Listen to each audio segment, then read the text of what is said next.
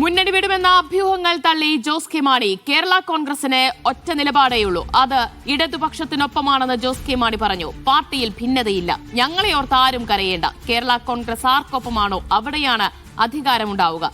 എന്ത് തീരുമാനമെടുത്താലും 5 MLA-മാരും ഒപ്പം നിൽക്കുമെന്നും ജോസ് കെ മാണി പറഞ്ഞു. ആരും കരയണ്ട. കഴിഞ്ഞ ഏതാനും വർഷങ്ങളായി ജോസ് കെ മാണി ഒരു നിലപാടെടുക്കും, അല്ലെങ്കിൽ ജോസ് കെ മാണി കഴിഞ്ഞ 6 മാസക്കാലത്തിൻ്റെ ഇടയ്ക്ക് നമുക്കറിയാം ആ കേരള കോൺഗ്രസ് എന്ത് നിലപാടെടുക്കും, എന്തായിരിക്കും ഇനി എടുക്കാൻ പോകുന്ന നിലപാട് എന്ന് പറഞ്ഞ് നിരന്തരമായ ചർച്ചകൾ നടക്കുകയാണ്. അല്ലേ, എവിടെയൊരു ചർച്ച നടത്തിയിട്ടുണ്ടോ? ഇല്ല. കേരള കോൺഗ്രസ് എവിടെയുണ്ടോ അവിടെ ഭരണം ഉണ്ടാവും എന്നുള്ളതിന് വളരെ വ്യക്തമാണ്. അല്ലേ, അത് തീർച്ചയായിട്ടും കേരള കോൺഗ്രസ് എടുത്ത നിലപാട് ഞാൻ എത്രയോ ഘട്ടത്തിൽ പറഞ്ഞു.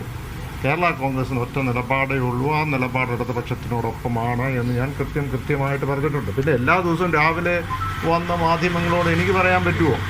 ഓരോ പ്രാവശ്യവും ആരെങ്കിലും ഒരാൾ അയ്യോ കേരള കോൺഗ്രസ് അതിൻ്റെ വിടുന്നു, കേരള കോൺഗ്രസ് അപ്പുറത്ത് ചർച്ച നടത്തുന്നു എന്നൊക്കെ പറയുമ്പോൾ എനിക്ക് എല്ലാ ദിവസവും വന്ന് ഞാൻ ഇവിടെയാണെന്ന് പറഞ്ഞുകൊണ്ടിരിക്കാൻ എനിക്ക് പറ്റുമോ? ഇല്ല. കേരള കോൺഗ്രസിൻ്റെ നിലപാട് ഉറച്ചതാണ്, യാതൊരു സംശയവുമില്ല. ജോസി ബാബു വിവരങ്ങൾ നൽകും. ജോസി, വിവാദങ്ങളോട് ചോദ്യങ്ങളോട് എന്തായിരുന്നു ജോസ് കെ മാണിയുടെ പ്രതികരണം?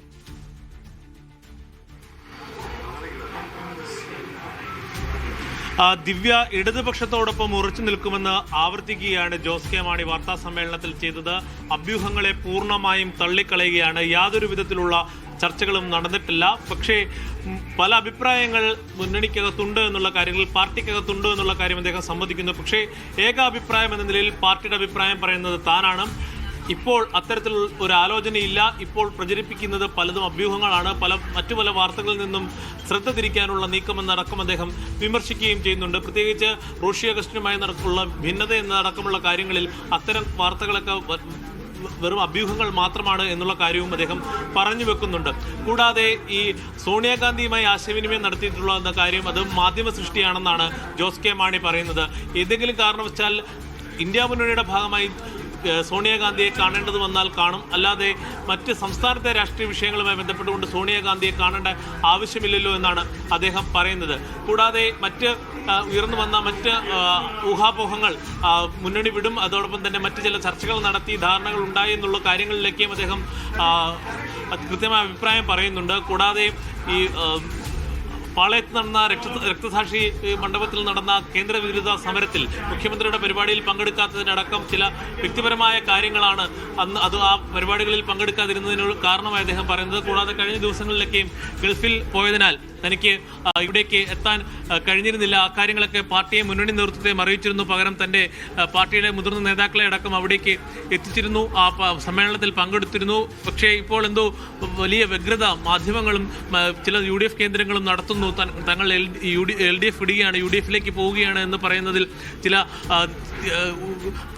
പിന്നിൽ ചില ശക്തികളുണ്ട് എന്നുള്ള കാര്യം അദ്ദേഹം പറഞ്ഞു വെക്കുന്നുണ്ട്. അതോടൊപ്പം തന്നെ ഈ ഭിന്നശേഷി സംവരണം അടക്കമുള്ള വിഷയങ്ങൾ, പ്രത്യേകിച്ച് സഭാ നേതൃത്വം സമ്മർദ്ദം ചെലുത്തുന്ന ഭിന്നശേഷി സംവരണം, JB കോശി കമ്മീഷൻ അടക്കമുള്ള ചോദ്യങ്ങളോട് അദ്ദേഹം വളരെ പൊളിഷ്ഡായിട്ടുള്ള വളരെ പരത്തിയുള്ളൊരു മറുപടിയാണ് പറഞ്ഞത്. JB കോശി കമ്മീഷൻ പുറത്തുവിടാത്ത കാര്യത്തിലടക്കം കൃത്യമായുള്ള നിലപാട് അദ്ദേഹം പറഞ്ഞില്ല. നേരെ മറിച്ച് ഭിന്നശേഷി സംവരണത്തിലടക്കം ചില ആശങ്കകൾ ഉണ്ടായിരുന്നു, അത് സർക്കാരിനെ അറിയിച്ചിട്ടുണ്ട്. സുപ്രീം കോടതിയുടെ പരിധിയിൽ ഉൾപ്പെടുന്ന പ്രശ്നമാണ് എന്നാണ് അദ്ദേഹം ചൂണ്ടിക്കാണിക്കുന്നത്. എന്തായാലും കഴിഞ്ഞ കുറേ മണിക്കൂറുകളായി നിലനിന്നിരുന്ന അഭ്യൂഹങ്ങൾ ജോസ് കെ മാണിയും കൂട്ടരും LDF വിട്ട് UDF-ലേക്ക് തിരികെ പോകുമെന്നുള്ള തരത്തിലുള്ള അഭ്യൂഹങ്ങളെ പാടെ തള്ളുകയാണ്.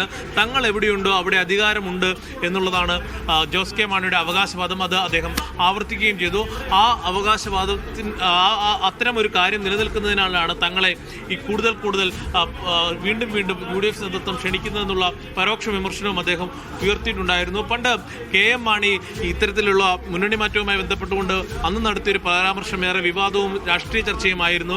യൗവനയുക്തിയായ യുവതിക്ക് നേരെ, അല്ലെങ്കിൽ ആ യുവതിയെ പലരും ആഗ്രഹിക്കുമെന്നതായിരുന്നു അന്ന് KM മാണി ഇത്തരത്തിലുള്ള മുന്നണി മാറ്റ ചർച്ചകളുമായി ബന്ധപ്പെട്ടുകൊണ്ട് നേരത്തെ പ്രതികരിച്ചത്. അതിന് സമാനമെന്നോണം ഇത്തരത്തിൽ തങ്ങളുടെ ശക്തിയാണ് തങ്ങളെ അവിടേക്ക് UDF-ലേക്ക് ക്ഷണിക്കാനുള്ള കാരണവും, അല്ലെങ്കിൽ അത്തരം ചർച്ചകൾ ഉയർന്നു വരുവാനുള്ള കാരണവും എന്ന് അദ്ദേഹം പറയുന്നുണ്ട്.